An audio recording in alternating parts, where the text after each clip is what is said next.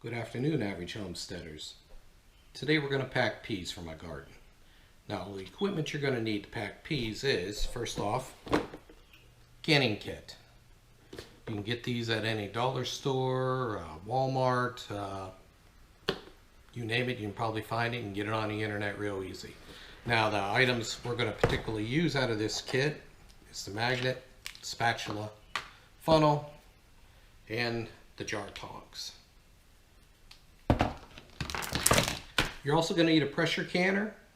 You're going to need your peas themselves, jars, lids, hot water.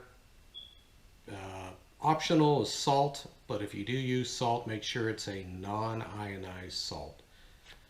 Preferably a pickling for canning type salt. I have a little bit of vinegar and a paper towel for the lids.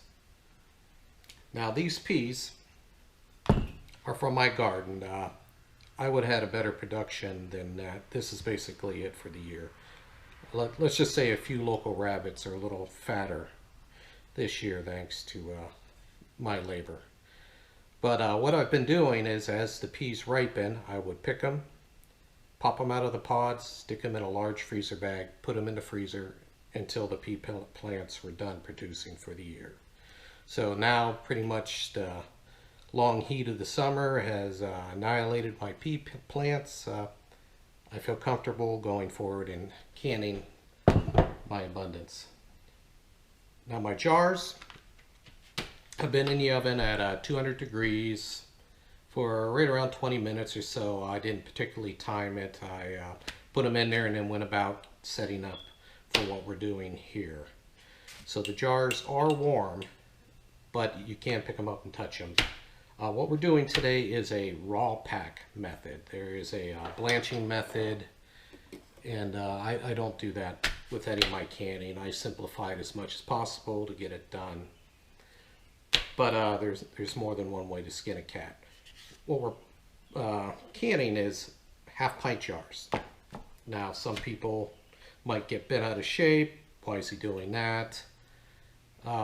It's actually a preference. It's just my wife and I here, and we're not buffet type eaters, as in we eat a certain amount per meal and that's it. We're not super big on eating leftovers for days and days, so this gives us the amount of peas or corn or whatever we put in jars of this size to give us a meal that we don't have waste, and that's the name of the game.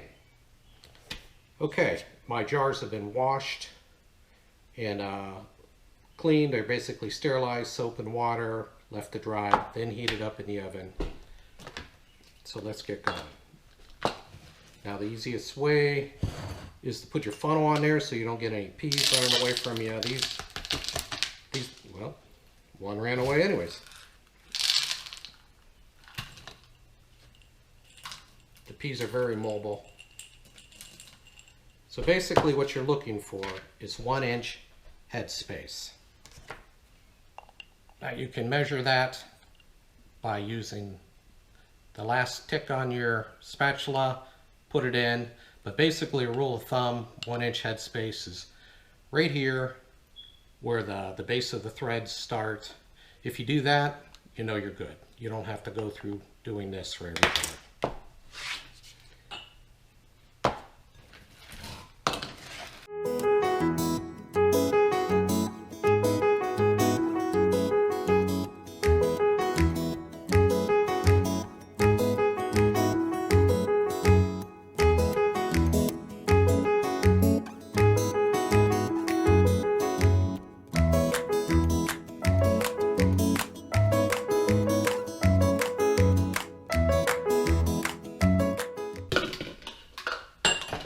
Okay, jars are filled. I've got 12 jars.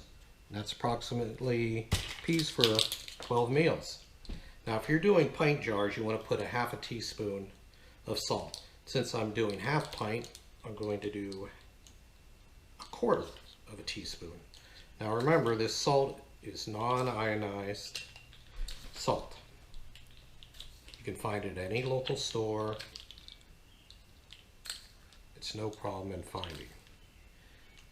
The salt is optional, but I like using it, so I do.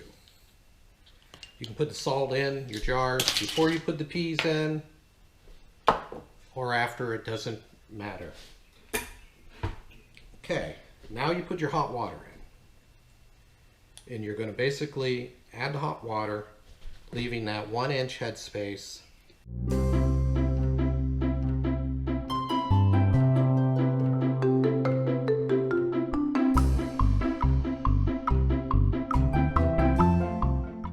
Alright, now we got our water in our jars.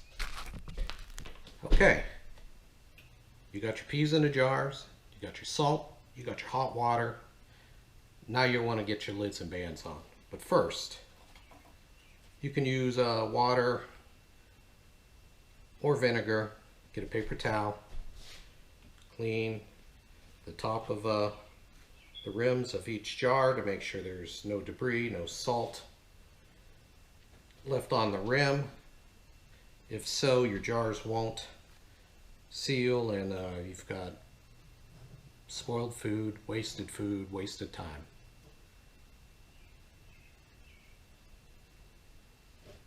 If you're doing meat, something with meat in it, vinegar is preferred to use because it'll help remove any fat residue you might have on your rims. Okay, got my lids. They've been washed, cleaned, and they're in warm water, not really hot water, just soaking just a little bit. You don't need to treat them like the lids of yesteryear. They're made much better nowadays. That all they need is just a cleaning and maybe just a little bit of warm water. And in some cases, not even that. Now there are many people out there that have their way of doing everything. Or my mama or my grandmother did this for the last 150 years. You got to remember, there is no exact science on how to do this. I mean, there are certain things you need to do to keep your food from spoiling.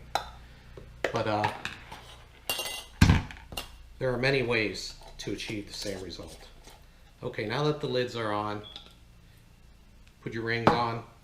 Now you're going to hand tighten them. You're not going to muscle them down with the grip of a muscle man. Just finger tight.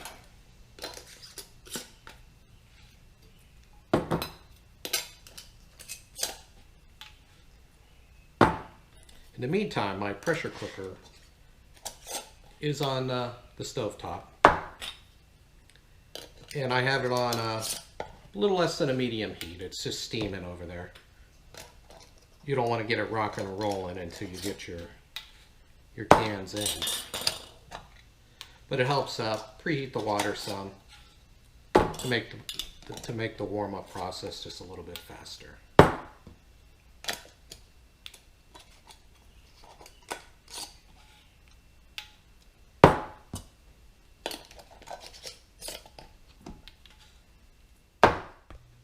Okay, let's talk pressure canner for a minute. This is my pressure canner I got from it was an auction earlier this summer.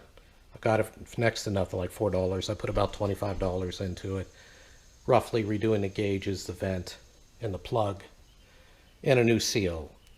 And it's an oldie, but it is a goodie. I like it much better than my modern one that I bought from Walmart. A lot of people have fear about using a pressure canner. It's no need to have fear. You just need to know what you're doing, but it's not that hard. Most pressure canners call for about 2 inches of water. You put it in the canner, and there's a tray that comes along with the canner. You don't want to put your jars directly on the base of this pressure canner. Put the tray in, you put your jars on top of it. Now here's the lid. Check your seal. This gasket right here. Make sure it looks like it's in good shape. You're going to need to replace that every few years. It's a good rule of thumb. Check your gauge. Make sure it's on 0, that it's registering. Make sure your plug's in place, and your vent. Make sure that's in place, and make sure it's open. You could hold it up to the light, see if you can see through it, maybe blow a little air through it, just to make sure the vent is open. If you've done all this, you're ready to pressure can. Okay, now that you've checked your pressure canner, you have your jars prepared, now put them in your pressure canner.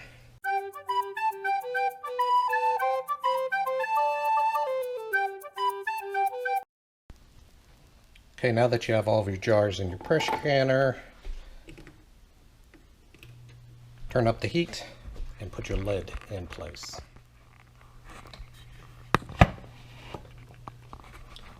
Okay, the lid is on my pressure canner,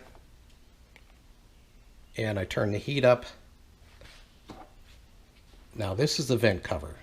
It goes just like that. You don't want to put that on until you've vented for 10 minutes. Now you have to wait until you see a copious amount of steam coming out of your vent right there. It makes a little bit of a racket. You know it when you see it.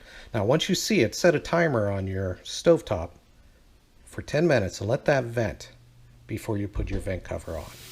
My vent is venting pretty vigorously. I have my timer started for 10 minutes. After the 10 minutes, put the vent cover on and then start the cooking time. Okay, the canner's heating up and I'm waiting for it to start venting, and then do the 10-minute countdown before you put the vent cover on. But as far as the peas, I didn't use a spatula to push any air bubbles out due to the nature of the peas, and that I did tap the jars a little bit. They're really not going to hold air bubbles like other vegetables do, but if you prefer to do that, by all means do so. You're not hurting anything. On another topic,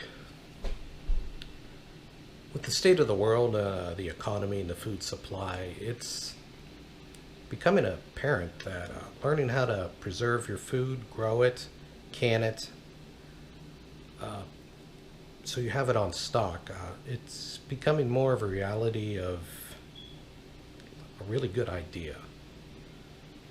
I recommend everybody plant a garden, get the knowledge on how to preserve it, and do so. And I'm going to do some videos coming up on how to preserve seeds from vegetables you've grown in your own garden. That way you don't have to rely on any local stores being open to obtain your yearly seeds to grow your garden. What happened last year proves that all too much. Some of the local stores, especially Walmart's, they cordoned off the lawn garden section. That included seeds and related stuff that they deemed were non-essential to prevent catching something that was and basically is still going around. So you can't rely on just going to the store and getting what you need. I recommend you get it now. If you can't preserve your own garden, the seeds from the vegetables you've grown, get online or go to those stores while they're still open and they still have seed on stock. Get them, preserve them for next year's planting. Okay, 10 minutes has gone by. My canner has been venting. Put your vent cover on. I use tongs. The air coming out of there is super heated. Now what you're going to do is you're going to wait till your pressure gauge gets up to 10 pounds. That's 10 pounds from my local sea level area. If you live in a different region, you're higher or lower sea level, the poundage may vary. That can be easily looked up on the internet. So as I said, I'm going to wait till this gets to 10 pounds and then I'm going to start the cooking process. For pints and quarts, it's 40 minutes. Since I'm doing half pints, I'm going to modify it to 35 minutes. So you can see that the pressure gauge is starting to raise. So I'm waiting until it hits 10. Okay, we're up to 10 pounds. You can see the vent cover is rocking and rolling. What you want to do is adjust your heat to near middle as far as settings go, and then pay attention to your gauge. Try to maintain the gauge right on top 10 or a hair above it. Now, some people say you can't can on a glass top stove. Yes, you can. Okay, we're at 10 pounds pressure. My cooking time is over. Now, to say again, the cooking time for quarts and pints is 40 minutes. I did half pint jars, so I modified my cooking time to 35 minutes. Now that the cooking's over, you want to take your canner and get it off the heat. Make sure you turn the heat off. Okay, you're going to let that sit until it cools down. You want to wait until your gauge goes down to 0. My plug, you can see this little metal tip, that's up. That shows the canner's under pressure also. Not all plugs have that. Sometimes you'll have a little pop-up thing right here on more modern canners that'll let you know the canner's under pressure. But this canner is off the heat. You can see the vent cover is stopped rocking. It only took a few seconds for it to start cooling down. Do not at any point pop that off right now or open your canner. Let it sit 45 minutes, an hour or so, and make sure it's cooled down. You'll see your gauge go down to 0. This little metal thing in the plug will go down, and you can even tap your vent cover and no hissing steam will come out. Then you know you're good. Okay, the canner's cooled down. Pressure gauge is on 0. The little metal pin on the plug is down. I can wiggle my vent cover around and it doesn't hiss. Take it off, there was no release of pressure, so the canner is ready to be opened. Turn it, and when you lift it up, turn it away from your body so you don't get blasted by any steam that may remain in the canner itself. Okay, at this point, just let your jar sit on the countertop approximately 24 hours before you take the rings off. Date them, put them on your shelf, and enjoy them later on.